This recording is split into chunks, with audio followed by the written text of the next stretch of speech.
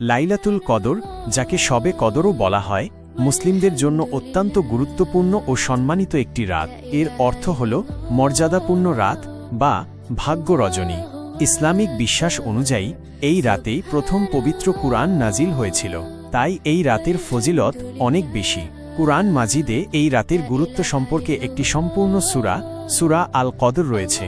লাইলাতুল কদর কখন? সাধারণভাবে রমজান মাসের শেষ দশকের বেজোড় রাতগুলোতে ২১, ২৩, ২৫, ২৭, ২৯ লাইলাতুল কদর অনুসন্ধানের কথা বলা হয়েছে। তবে নির্দিষ্ট কোনো রাতটি লাইলাতুল কদর তা নিশ্চিতভাবে বলা কঠিন, তাই এই দশকের প্রতিটি বেজোড় রাতকেই গুরুত্ব দেওয়া উচিত।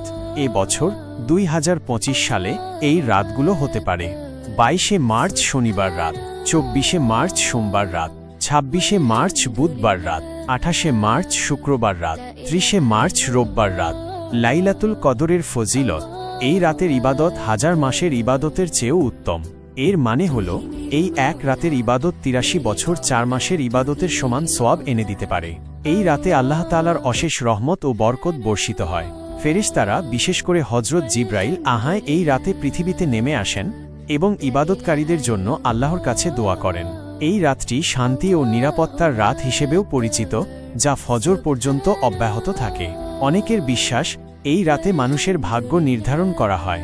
রাসূলুল্লাহ বলেছেন, যে ব্যক্তি ঈমানের সাথে ও সওয়াবের নিয়তে লাইলাতুল কদরে ইবাদত করবে, তার অতীতের গুনাহ ক্ষমা করে দেওয়া হবে।